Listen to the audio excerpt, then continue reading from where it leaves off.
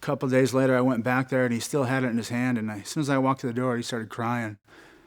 And he said, "This is what it's all about." Good.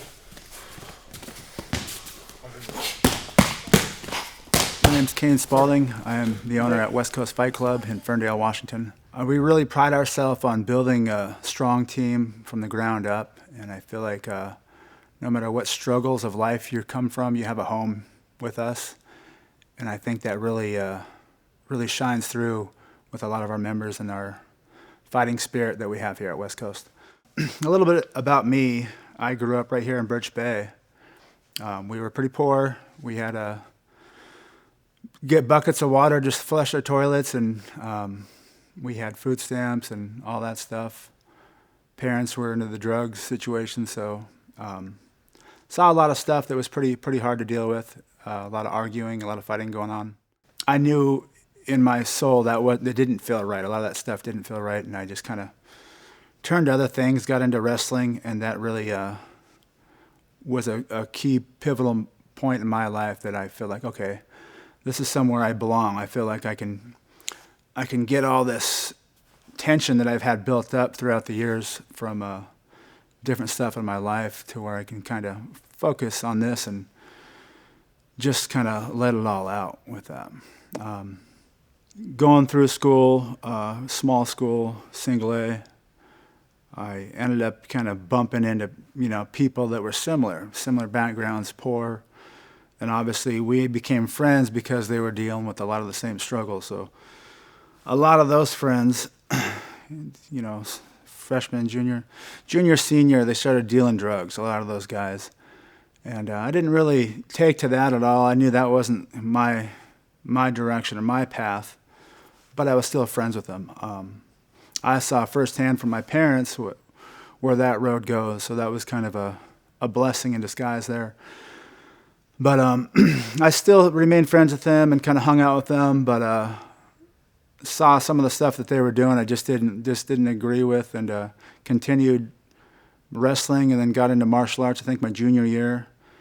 And then right here in Ferndale, Double Action Training Academy with Bob Anderson. And I really looked up to that guy at the time.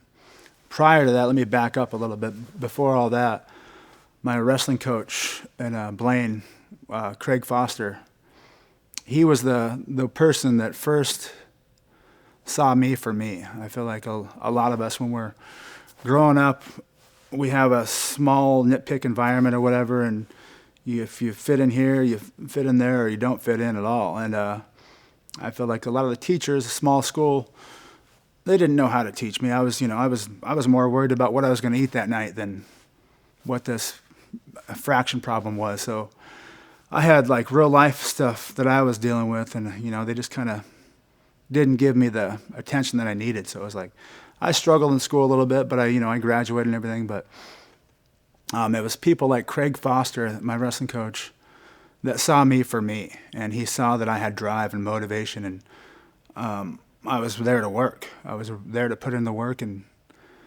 do what I could to not only help the team, but to kind of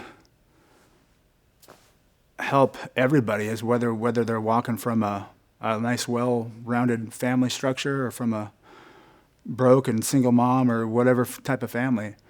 And Craig Foster saw that in me, and didn't view me how a lot of other people viewed me. My senior year, I got charged with a second-degree assault.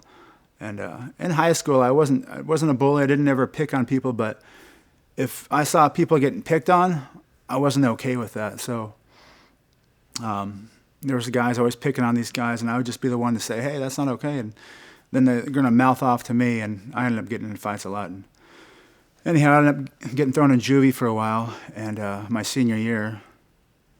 And I remember Craig Foster came to court on my behalf, and he wrote this long letter about me and how I helped the team, and just hearing his perspective on me was really, really eye-opening. And he ended up getting me, because of what he did and wrote, I was able to get out for school release and wrestling practice. So I was basically just sleeping there. After that, years went by. I went off to college. And then 4 or 5 years later, I came back. I wrote this essay while I was in college called The Wind in My Sail. And it talked about people like him, Bob Anderson, people that had a strong influence in my life that really I looked up to, like, what's this guy doing? I like what he's got going on. I like how he talks to people. I like how he treats people. So I looked up to these people because of the way they were walking through life and dealing with their situations.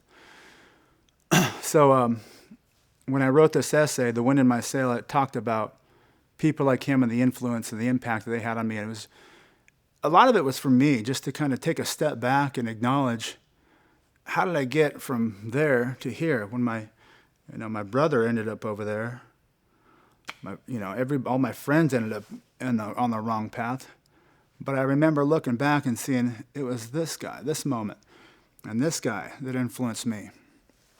And so years later, I go give Craig Foster. He was still coaching. I bring him the essay, and a couple of days later, I went back there, and he still had it in his hand. And as soon as I walked to the door, he started crying, and he said, "This is what it's all about." And it was like,